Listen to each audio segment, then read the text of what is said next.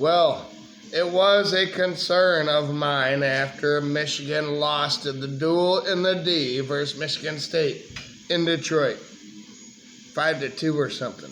How would Michigan rebound from that loss to Michigan State? And the loss of the number 1 ranking in the nation to Michigan State. Michigan was number 2. They played number 6, Penn State, at home in Yost. And Ivankovic got scored on seconds into this game. And it was his return to not only the net, but his health. Peck was doing great. He was 6-0 for Michigan. Ivankovic, Jack, lost the Duel in the D. He got the start in that game. He lost that game. Maybe not him alone. Our defensemen need to step up. And Michigan needs to attack offensively. They have the depth. They have the firepower. They have to attack, but sometimes they don't. Well, how would this go for Michigan? Ivankovic, in his return, has not been stellar. There's a loss in the Detroit Duel in the D versus Michigan State. And he gave up almost a handful of goals in this game. 4 goals he gave up in this one versus Penn State. But in the end, when it mattered the most, after overtime in this game, yes, this game went to overtime 4-4. Jack Ivankovic shined. And he only allowed 0 goals in the shootout. And Michigan got the overtime win. Garrett Shifsky's name was called finally again for Michigan's offense with the equalizing goal for Michigan early in this game. Another Penn State penalty gave Michigan a 5-on-3. Hughes got a rebound and a score on the power play to make it a 2-2 game. Penn State got a power play for a bullshit call on Michigan. Then Penn State got a bullshit call on themselves.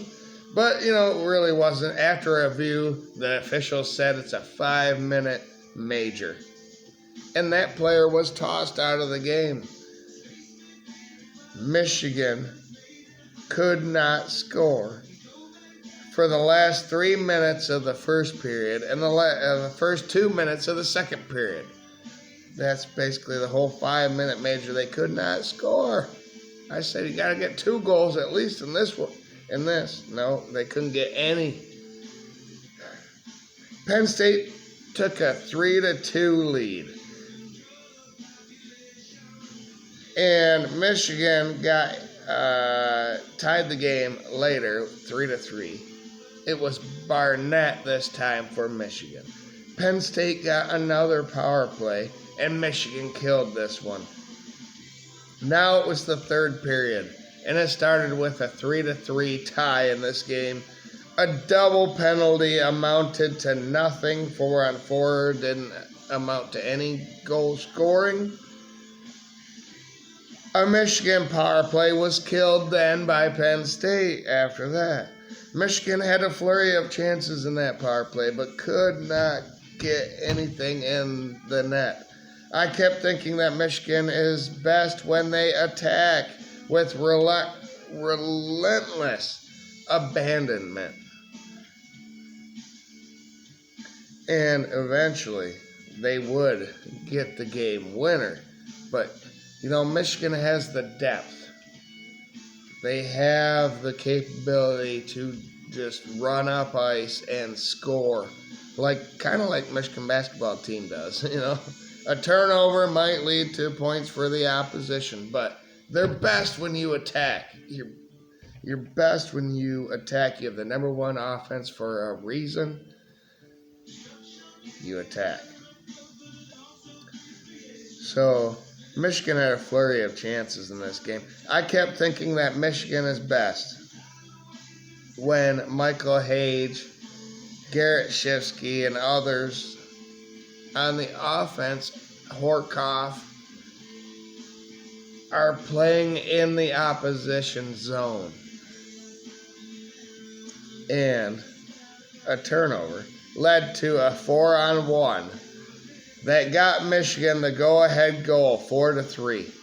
Hughes got his second goal of this game. Michigan got 2 penalties, but Penn State got 1 after a scrum on the sideline, and instead of a 4-on-4 and then a 5-on-4. Hey, I liked what the officials did. They gave just Penn State a 5-on-4 for 2 minutes.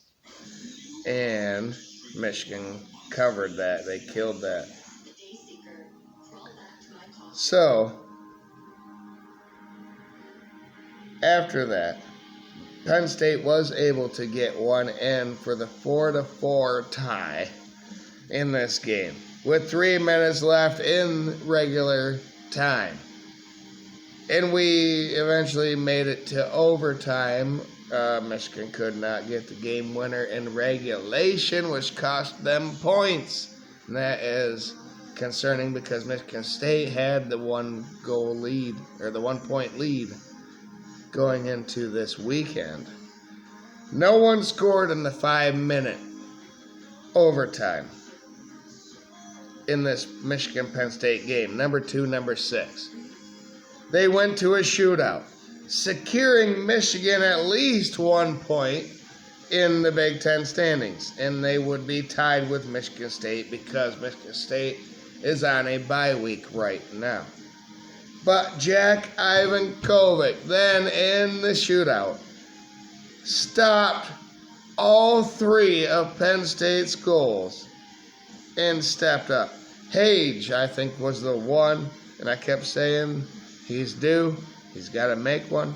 I think he made one versus Fleming, Penn State's goaltender, to give Michigan the 5-4 overtime shootout win.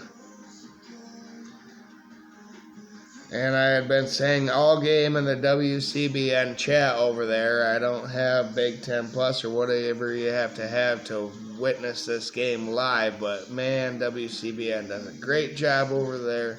They paint a picture, they illustrate it beautifully. And he was due for a goal, the game winner. Michigan wins this game in overtime, 5-4 in a shootout to tie at least. No, I think if you win a shootout, you get 2 points, right? So maybe Michigan took the lead back from Michigan State. Either way, Michigan State and Michigan are number 1 and 2 in this sport. Not so much in basketball as I'm watching Michigan State down 22 to Wisconsin.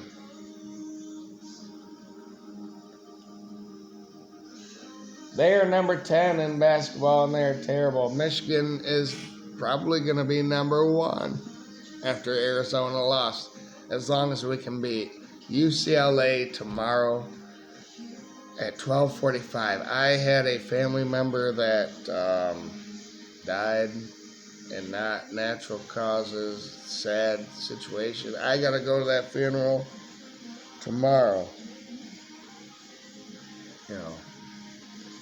So hopefully I can get a reaction to Michigan basketball beating UCLA tomorrow, earning the number 1 seed. And then, holy cow, it is at Purdue, at Illinois.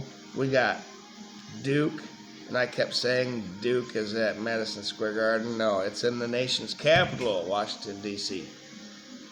And a couple other teams. Michigan has to play down the stretch going into the Big Ten tournament in basketball. But hockey right here and now is staying in it. They could be number 1. Who's to say that Michigan State is number 1? They're not. So, yeah. They're down 20 to Wisconsin in basketball with less than 8 minutes to go. They're probably going to lose there. But Michigan hockey won tonight in a big game. Sorry. Let's go, Blue.